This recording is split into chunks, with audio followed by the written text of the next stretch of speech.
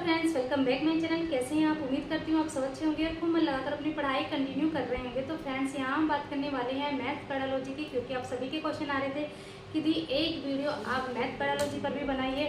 तो आज का वीडियो मैंने मैथ पैडालॉजी पर ही बनाया है और मैं आपको बता दूं मैंने इस वीडियो में क्या क्या कवर किया है। सबसे पहले मैं बता दूं कि जो भी आपका मैथ्स पैडागोजी का सिलेबस है पूरा कवर किया है। साथ में मैंने आपको टैग वर्ड्स भी दिए हैं, जो टैग वर्ड्स देखने के बाद आप अपना लॉन्ग से लॉन्ग क्वेश्चन चुटकियों में हल कर लेंगे। साथ के साथ ही आपको जो एनसीईआरटी का सार है मैथ पैडागोजी का, वो भी टोटली इसमें मैंने कवर किया है। जब आप पूरा वीडियो देख लेंगे तो आपको बहुत खुशी होगी, क्योंकि आपके जो मैथ पैडागोजी के क्वेश्चन है वो चुटकियों में हल हो जाएंगे। और साथ के साथ आपको एक बात और बता दूँ कि एक एक लिखी हुई लाइन इस नोट्स की आपके लिए बहुत इंपॉर्टेंट है। तो वीडियो को पूरा देखना और लास्ट में वीडियो देखने के बाद कमेंट करके ज़रूर बताना कि आपको वीडियो कैसी लगी। अगर वीडियो पसंद आए तो चैनल को जरूर सब्सक्राइब करके जाना और वीडियो को लाइक करना, कमेंट करना, शेयर करना। और लास्ट में एक बात और बोलूँगी आपसे कि मेरे पास अभी डिजिटल बोर्ड नहीं है, तो आप थोड़ा मैनेज कर लेना, क्योंकि मैंने आपको कॉपी में ही लिख के समझाने की कोशिश की है। तो आई होप कि जैसे आपको पहली वीडियो बहुत पसंद आई थी, ये वाली वीडियो भी बहुत पसंद आएगी। अगर वीडियो पसंद आए तो चैनल को जरूर सब्सक्राइब करें। चलिए तो वीडियो शुरू करें। तो स्टूडेंट, वीडियो शुरू करते हैं। आपको आवाज़ थोड़ी कम आ सकती है, क्योंकि आज मेरा जो माइक है वो ख़राब हो गया था सुबह मॉर्निंग में। तो अब मैं आपको बता दूं कि मैंने यहाँ पे क्या क्या कवर किया है। ये देखिए, यहाँ पे मैंने ये सब जो आपके सिलेबस है, सिलेबस का एक एक पॉइंट यहाँ पे लिखा हुआ है। साथ को यहाँ पे पॉजिटिव टैग वर्ड्स हैं, यहाँ पे नेगेटिव टैग वर्ड्स हैं, और कुछ ऐसे क्वेश्चन जो बार बार आपको सीटेट में पूछे जाते हैं वो मैंने यहाँ पे लिखे हैं। देखो, आगमन विधि, निगमन विधि और वो बहुत सारी चीज़ें हैं जो ये सारी चीज़ मैंने एनसीईआरटी से ली हैं। एक एक वर्ड आपको एनसीईआरटी का लिखा हुआ मिलेगा, क्योंकि यही जो है लाइनिंग आपको अपने क्वेश्चन में मिलेगी और आप ये लाइनिंग देखने के बाद ही अपना राइट आंसर लगा पाएंगे, अगर आपने पहले पढ़ा होगा। आप देखिए गणित की प्रकृति कैसी होती है, ये इन सब चीज़ से भी क्वेश्चन लगते हैं। गणित के पाठ्यक्रम में विशेष स्थान देने के कारण क्या है, ये मैंने यहाँ पे लिखा है। शिक्षण में मूल्यांकन के उद्देश्य क्या हैं गणित के, वो यहाँ पे हैं। और साथ के साथ अच्छी परीक्षा के लक्षण, यहाँ से भी एक से दो क्वेश्चन पूछा ही जाता है हर बार सीटेट। तो सबसे पहले हम बात कर लेते हैं कौन से क्वेश्चन आपसे पूछे जाएंगे। एक क्वेश्चन है ये, गणित की प्रकृति कैसी है, ये सब पूछा जाएगा। मैंने ये आगे लिखा हुआ है सबसे लास्ट में, इनके सबके आंसर मैंने आपको लिखे हुए हैं। ये एनसीईआरटी से मैंने यहाँ पे लिखे हुए हैं कि गणित की प्रकृति एनसीईआरटी में कौन से वर्ड दिए हुए हैं, तो वो लिखे हैं। गणित का पाठ्यक्रम में स्थान क्या है और गणित की भाषा क्या है, आप सभी को पता है। सांकेतिक भाषा होती है, तार्किक होती है। सामुदायिक गणित क्या है, सामुदायिक गणित होता है समूह में गणित का जो है गणित को पढ़ाना। गणित में मूल्यांकन क्या है, शिक्षण की समस्या क्या है, मतलब मैथ्स को पढ़ने में हमें क्या क्या प्रॉब्लम होती है। गणित शिक्षण में त्रुटि विश्लेषण, निदात्मक परीक्षण क्या होता है, उपचारात्मक परीक्षण क्या है, पॉजिटिव टैग वर्ड्स क्या है। मैथ्स में आपको ये लिखे हुए होंगे। आपको क्वेश्चन में 4 ऑप्शन दे देंगे और एक ऑप्शन में दे देंगे कि गणित की प्रकृति कैसी है। अब वो उसमें वो ऑप्शन और देंगे, वो अलग अलग हो गए, लेकिन एक ऑप्शन दे देंगे तर्क या तार्किक। तो आपको राइट आंसर यही लगाना है। आपसे पूछा जाएगा कि मैथ को कैसे पढ़ाना चाहिए, तो वास्तविक जीवन से जोड़कर आपको पढ़ाना चाहिए। आप सभी को पता है मैथ कितना इम्पोर्टेंस है, कोई भी सब्जेक्ट ऐसा नहीं है कि मैथ से ना जुड़ा हो, और हमारे दैनिक जीवन में तो मैथ की बहुत ज़्यादा इम्पोर्टेंस है। और अधिगम के अवसर देने चाहिए। वाकफ विकल्प होता है तो वो हमारा राइट आंसर होता है, बशर्ते कि वो पॉजिटिव हो। गणितीय समझ या चिंतन, आप सभी को पता है मैथ एक ऐसा सब्जेक्ट है जो हम सबसे ज़्यादा बच्चे की तार्किक क्षमता बढ़ाता है, बच्चे का चिंतन बढ़ाता है। अब बात कर लेते हैं प्रोत्साहन, विस्तार और व्यापक, जहाँ पे ये टैग वर्ड्स आपको दिखाई दें तो आपका राइट आंसर वही होगा। अब बात कर लेते हैं नेगेटिव टैग वर्ड्स की। तो उच्च कक्षाओं के लिए ज़रूरी नहीं है कि हम मैथ बच्चे को उच्च कक्षाओं के लिए पढ़ाएंगे या व्यवसायिक बनाने के लिए पढ़ाएंगे, रोजगार कमाने के लिए पढ़ाएंगे। आपको पता है ना कि हमारे दैनिक जीवन में भी कितना इंपॉर्टेंस है, मैथ के बिना कुछ है नहीं, है ना। अगर हम सब्ज़ी लेने भी जाते हैं मार्केट, तो वहाँ पे भी हमें पहले ये देखते हैं कि हमें कितनी सब्ज़ी लेनी है, क्या किलो लेनी है, फिर ये देखते हैं कि अब बंदे को कितने पैसे देने हैं। तो ये सब कहाँ से हमने सीखा, मैथ से ही सीखा ना। हम जो है मैथ्स ग्रेड व रैंकिंग के लिए थोड़ी ना पढ़ते हैं। ऐसा थोड़ी ना होता है कि हमें अच्छी ग्रेड पानी है या अच्छी रैंकिंग लेके आनी है, उसके लिए हम मैथ पढ़ रहे हैं। आप सभी को पता है मैथ हम क्यों पढ़ते हैं, क्योंकि मैथ हमारा हर क्षेत्र में मैथ की बहुत ज़्यादा इम्पोर्टेंस है। सीमितता, जहाँ भी आपको सीमितता वर्ड दिखाई देगा, चाहे वो मैथ्स हो, इंग्लिश हो, मतलब कहीं भी किसी भी पेडागोजी में अगर सीमितता आपको दिखाई दे रहा है तो आपका ये नेगेटिव टैग वर्ड है। केवल मात्र सिर्फ ही, ये ऑल सब्जेक्ट की मैं यहाँ पे बात कर रही हूँ, ऑल सब्जेक्ट के लिए ये भी आपका नेगेटिव वर्ड है। ये क्वेश्चन कभी आपका सही नहीं हो सकता जहाँ पे केवल मात्र सिर्फ और ही लिखा हुआ हो। आपको पता है हम बच्चे को रटवाना या कंठस्थ बिल्कुल भी नहीं कराएंगे। हम बच्चे को ज़्यादा से ज़्यादा उस कार्य करने के लिए मौके दे सकते हैं, बच्चे को ज़्यादा से ज़्यादा सिखाएंगे, तो ये भी आपका नेगेटिव टैग वर्ड्स है। स्टार्टिंग में हाँ एक क्वेश्चन आता है कि हम बच्चे को कैसे सीखें। तो सबसे पहले आप बच्चे को मूर्त और वास्तविक चीज़ों से परिचित कराएंगे। उसके बाद बच्चे को आप चित्र दिखाइए, कहानी सुनाइए, कथन वो बोलिए, और उसके बाद जो अमूर्त चीज़ है उसके अकॉर्डिंग आप बच्चे को पढ़ा सकते हैं। के लिए ग्राफ पेपर होना चाहिए। स्थानीय समझ के लिए हम कैसे पढ़ेंगे, गिनतारे से पढ़ेंगे, और ज्यामितीय संकल्पनाएं हम जियो बोर्ड से पढ़ेंगे या फिर ग्राफ पेपर से पढ़ेंगे। और भिन्न अगर हम पढ़ना चाहते हैं तो उसके लिए हमें संख्या चार्ट चाहिए या संख्या रेखा चाहिए। ये सब एनसीईआरटी की बुक से लिया गया है। अब हम बात कर लेते हैं कि यहाँ से हमारे बहुत इंपॉर्टेंट क्वेश्चन बढ़ते हैं कि आगमन विधि क्या है। आपको पता है आगमन विधि से क्वेश्चन आता ही आता है। उदाहरण से नियम की ओर, जहाँ पर सबसे पहले हमें उदाहरण दिया गया हो उसके बाद नियम बताए गए हों, वही हमारी आगमन विधि है। विशेष से सामान्य की ओर, मतलब सबसे पहले हम विशेष के बारे में बात करेंगे, फिर उससे सामान्य बात करेंगे। सूक्ष्म से स्थूल की ओर और मनोरंजन विधि, ये सब क्या है, हमारी आगमन विधि है। और अब बात कर लेते हैं निगमन विधि। तो निगमन विधि आगमन की उल्टी होती है। जैसे यहाँ पे उदाहरण से नियम की ओर है तो यहाँ पे क्या हो जाएगा, नियम से उदाहरण की ओर। यहाँ हो जाएगा सामान्य से विशेष की ओर, स्थूल से सूक्ष्म की ओर। ठीक है, ये हमारी निगमन विधि है। अब बात कर लेते हैं संश्लेषण विधि क्या होती है।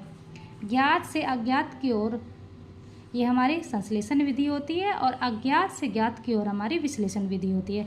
अब बात कर लेते हैं जो एनसीईआरटी बुक है आपकी मैथ्स की, उसमें पेडागोजी से रिलेटेड क्या क्या बातें बोली गई हैं और क्या क्या वहाँ पे टॉपिक हैं जो आपके लिए बहुत अब बात कर लेते हैं एनसीईआरटी। जैसे कि आपसे कोई भी क्वेश्चन दे देंगे और उसमें एक ऑप्शन ये दे देंगे कि गणित के द्वारा स्वतंत्र रूप से विचार करने, सच को जांचने और उस पर टिके रहने की क्षमता का विकास। एनसीईआरटी की गणित के द्वारा स्वतंत्र रूप से विचार करने, सच को जांचने और उस पर टिके रहने की क्षमता का विकास होता है। ये लाइन आपके लिए बहुत इंपॉर्टेंट है क्योंकि ये लाइन ही आपको अपने क्वेश्चन में मिलेगी। दूसरी, स्थानिक और परिमाणात्मक संबंधों के जरिए समझाना गणित है तथा सामाजिक वास्तविक को मानवीय संबंधों के जरिए समझाना सामाजिक विज्ञान है। गणित अन्य विषयों से अंत तक संबंधित है। आप सभी को पता है गणित के बिना दूसरे सब्जेक्ट अभी अधूरे हैं। जैसे कि आप साइंस पढ़ेंगे तो साइंस में भी आपको मैथ्स पढ़ना पड़ेगा, और मैथ के बिना ऐसा नहीं है कि आप अदर सब्जेक्ट पढ़ सकते हैं। जैसे इको आप पढ़ेंगे तो वहाँ पे भी आपको, इकोनॉमिक्स में भी आपको मैथ्स आता है तथा एक दूसरे पर प्रभाव डालते हैं। सही बात है कि मैथ जो है अन्य सब्जेक्टों से अंत संबंधित होता है और उन पर प्रभाव डालता है। कक्षा 1 तथा 2 में पर्यावरण अध्ययन एक विषय के रूप में नहीं है, परंतु उससे जुड़े कौशल एवं सरोकारों को गणित एवं भाषा के माध्यम से जोड़ने की बात कही गई है। एनसीईआरटी में लिखा हुआ है, मैंने इसमें कोई फेरबदल नहीं किया है। तो आपको ये लाइन अच्छे से पढ़ लेनी है ताकि आपका जब आप क्वेश्चन करेंगे तो आपको ये वाली अगर लाइन मिलती है तो आप अपना राइट आंसर यही लगाएंगे। अब बात कर लेते हैं, कोई बच्चा गिनती जानता है अगर वह, जैसे तो पॉइंट एक है, संख्या के नाम को सही क्रम में बोल सके, किसी समूह में मौजूद वस्तुओं की सही संख्या बता सके। जैसे कि मेरे हाथ में कितनी पेंसिल हैं। अगर आप बच्चे से ऐसे बोलोगे और बच्चा आपको बता देता है कि आपके हाथ में इतनी पेंसिल है, तो बच्चे को गिनती की जानकारी है। एक समूह में से बताई गई संख्या के बराबर वस्तुओं को उठा सके। जैसे मुझे रबड़ के 60 टुकड़े दो। जैसे 0 मतलब शून्य का परिचय बच्चे को कब देना चाहिए, जब बच्चा 1 से 9 तक की संख्याओं को सीख ले। डोमिनो फ्लेक्स बोर्ड की तरह होते हैं, जैसे मैंने यहाँ पे बनाया हुआ है इस तरह होते हैं। अब आपसे ऐसे क्वेश्चन पूछे जाएंगे जैसे जोड़ का क्रम विनिमय नियम क्या होता है, जैसे 2 + 4 तो बराबर कितने होंगे, 6 होंगे। अगर 4 + 2 आप लिखोगे तो भी कितने होंगे, 6 ही होंगे। जैसे जोड़ना सिखाने का एक महत्वपूर्ण लक्ष्य व्यवहारिक जीवन की समस्या को हल करने में इसका प्रयोग करना है। आप सभी को पता है व्यवहारिक जीवन के लिए मैथ्स कितना इम्पोर्टेंट है।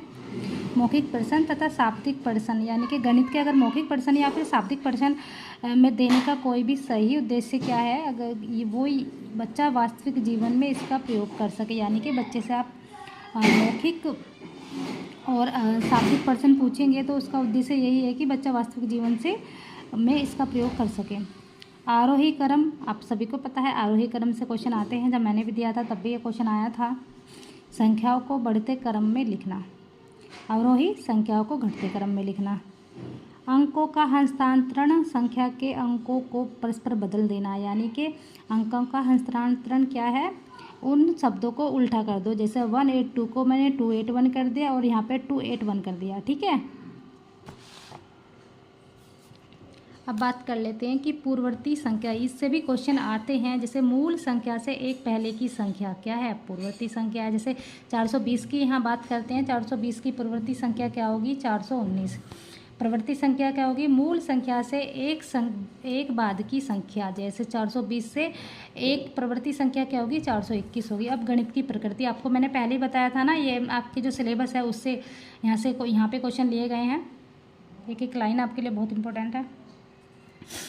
गणित में संख्याएं, स्थान, दिशा तथा मापन या माप तोल का ज्ञान प्राप्त किया जाता है। गणित में क्या क्या चीज़ें पढ़ते हैं, संख्याएं, स्थान, दिशा, मापन या मापतोल का ज्ञान हम प्राप्त करते हैं। गणित की अपनी भाषा है, आप सभी को पता है एक सांकेतिक भाषा होती है और भाषा का तात्पर्य है कि गणितीय पद, गणितीय प्रत्यय, सूत्र, सिद्धांत तथा संकेतों से। गणित का ज्ञान कैसा होता है, यथार्थ होता है, क्रमबद्ध होता है, तार्किक होता है तथा अधिक स्पष्ट होता है। आप सभी को पता है कि इसमें स्पष्टता ज़्यादा होती है, ज़्यादा विश्वसनीय होता है।